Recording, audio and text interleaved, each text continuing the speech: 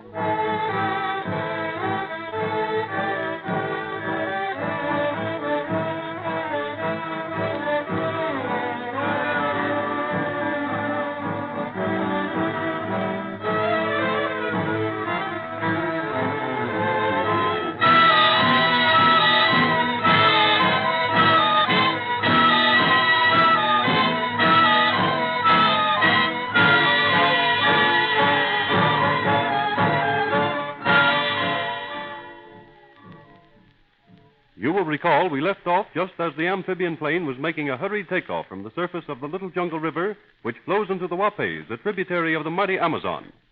The plans, which originated with little Jean and Jim Brady, worked out splendidly. The big Roman candles, the fluoro bombs, and things which the children had secreted deep in the yet unkindled ceremonial fire in the savage Indian village finally caught fire. And what happened sent the scared Indians scampering into the jungle. In the ensuing noise and excitement, Mr. Noyce and the two children hurried to the river, get aboard the plane, and Donovan the pilot, at a word of command from Mr. Noyce, starts the motors and the seaplane gathers speed. It is just rising off the surface when there comes a cruel, grinding sound.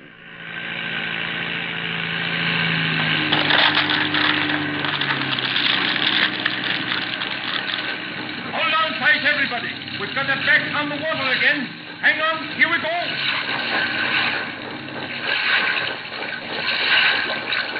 What's up, Donovan? What's the trouble? By George, and I can't be telling you that, but something's wrong. Listen to that. She's throttled down and still she's shaking. Yeah. Must be something gone wild in the haywire in the motor, Pat. It must be. Sure, and it is, but I don't know what. Maybe I'd better shut it off. Hold it just a second, Donovan. Let it idle. There may be more to this than appears at first glance. Well, I think I know what's the trouble, Mr. Noyce. Yeah? I'll bet one of the propeller blades is broken off. You feel a shake and tremble? Yeah. Well, that's a sign the prop shaft is out of balance. Maybe you hit something, Pat. Ran in the branch of a tree, maybe. No, I didn't, Miss Jean. There were no branches in my way at all. I saw to that early in the day. We had a clear sweep ahead of us. Narrow, of course. But it was plenty of room to lift her, all right. Gee whiz, more trouble. Gosh, will we never get out of it? It isn't the getting out of it that worries me so much. The question at the moment is, how did this happen? The propeller blades are too high off the water to be interfered with by a crocodile or a floating log. Oh, now, and they are that. Too high entirely. Did you ever have any trouble like this before, Pat? I mean, did this prop ever show signs of weakness that you know of? No, sir. And I checked her over very thoroughly this afternoon. After we captured the Indian guard, I just wanted to be sure. But you know, come to think of it now, I did hear a lot of splinters hitting against the windshield and the cabin roof. You mean right now? Yes, right when that awful shattering sound came. What does that signify? Anything? Yes, sir. You know, I'm thinking if the propeller blade had broken off because of some flaw, well, then it would very likely have been a clean break, see? I get it. You mean there wouldn't have been any splinter sounds on the windshield and the cabin roof? Right. It all happened so quickly. But now that I've got time to think clearly, I'm almost certain someone threw something at the whirling prop just as we were leaving the water. That's what I've been suspicious of since it happened. Could an Indian arrow shot from a bow, could such a little thing as that break a propeller, Donovan? Oh, sure, and it could. Why, even hitting a bird no bigger than a pigeon or a crow has been known to shear off a blade. You know, the prop is spinning so fast, you see, that anything hitting it is bound to cause a lot of damage.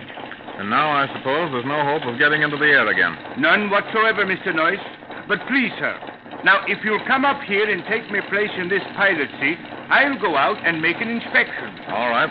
We still have headway, though. We're moving. Yes, sure. The one propeller blade left will afford us a little traction, all right, just as long as we can keep the motor running. But the prop shaft won't stand very much. It's liable to snap any minute. Okay. I'll take her. Dawn's breaking now. Enough light to show us where we're going without much trouble. Well, go ahead, Pat. See what you can find out. I will. And be ready to shut off the motor if you hear me yell. Yeah. I'll climb out and get down on one of the pontoons. Well, we're floating all right, but we aren't moving very much faster than a man could walk.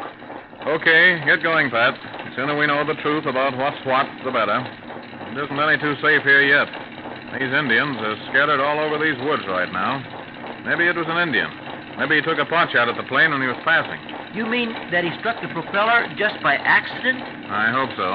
The Indians don't know that the propeller is the most vital part of the whole ship. It must have been a chance hit.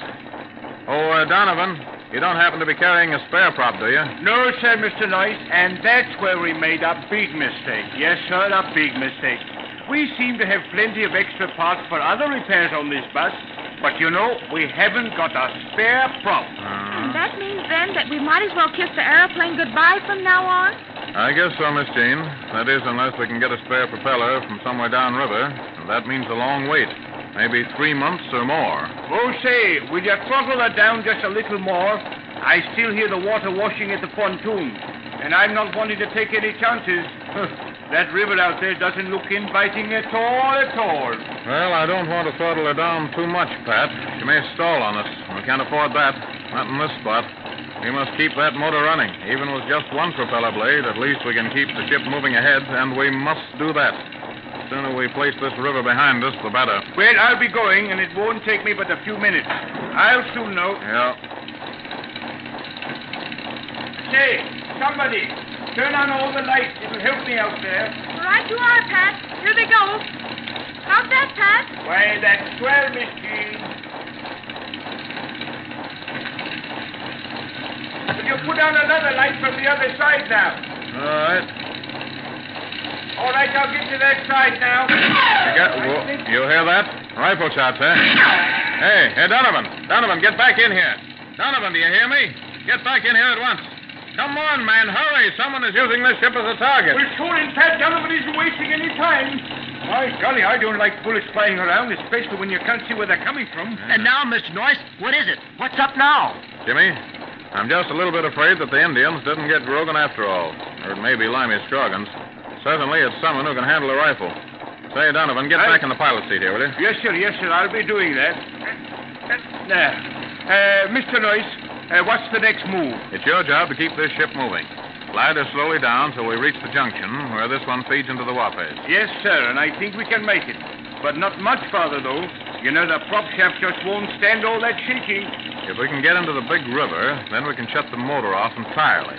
The current of the Wapes is strong. We can drift down from there.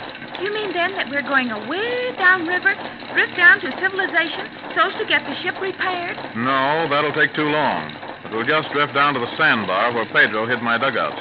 We'll find Pedro there when we arrive. From there on to the Black Flame country, we'll have to rely on our own canoe. Don't hear any more rifle shots. Why aren't they shooting now? Well, we've been swinging around bends in the river. And if this ship is making better time than a canoe, why, I think we can outdistance the enemy, whoever it is. Mr. Noyce, do you really think it's Grogan? Could have been an Indian. Remember, you told us that Grogan had been bootlegging guns and ammunition to these Indians. Oh, it might have been an Indian. One a little more brave than his fellows, or one a little less superstitious. I'm kind of hoping so.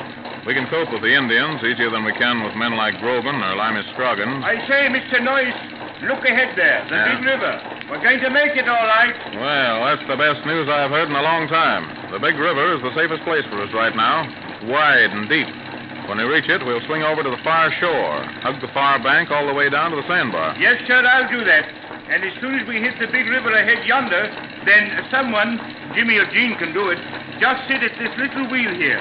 It's a little rudder on the pontoon. Now, when we shut off the motor, these rudders will maybe help us to hold on a straight course. Very well. Miss Jean, you can be the captain. Okay. Jimmy and me, our job is to be on the lookout. Jimmy, Yes, you sir. better get 2 rifles out of the locker and see that they're loaded. We may need them. Yes, sir. Oh, gosh. Jimmy gets to be a lookout with a gun and everything. And me, all I get is to be a captain, twist a little wheel. Seems like I miss out on all the fun. Oh, don't get too impatient, Jean. Yeah, we're still a long way from the Inca Temple yet. If you're looking for this kind of fun, well, seems to me you may get more than your share before we reach our destination. Well, then here we are, Mr. Noyce. We're slipping into the big river now. And boy, oh boy, the water is moving down swift. Just you look at it move, eh? Say, we'll be down at the sandbar in no time. Gee whiz. I sure hope Pedro's there waiting for us. I hope we don't have to go hunting for him. That would be a mess. Don't worry. Pedro will be there all right. He's never failed me yet. All I'm hoping is that our crew of native canoe paddlers are still there. We need them more now than ever. Well, now, Mr. Noyce, what's to be done with the ship here? You know, as she sits now, she's positively useless. Can I shut off the motor now? Yes, it'll be safe enough now. Go ahead, shut it off. Okay, then.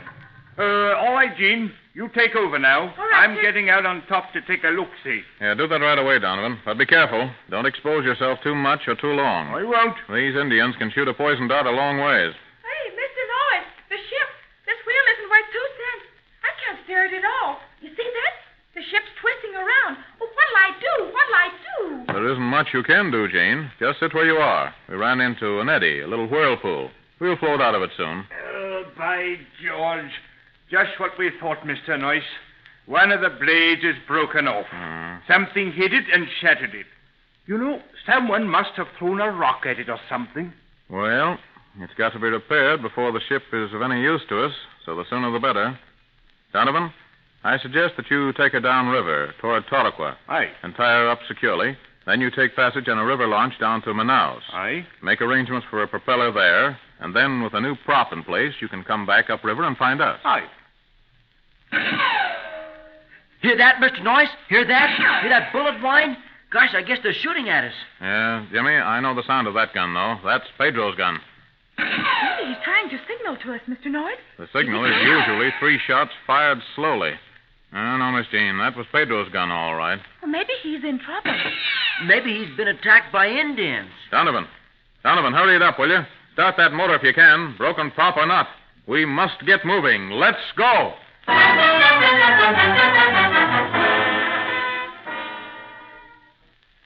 Say, it begins to look like trouble will never end. It's Pedro this time, and from what we know of Pedro, it must be serious trouble he is in right now. What can it be? Indians? Perhaps. Or it may be Grogan and Limey Scroggins up to some of their old tricks again. Who knows? But we'll soon know, just as soon as the disabled aeroplane gets downriver close to the sandbar. Will they make it in time? The next episode will tell us.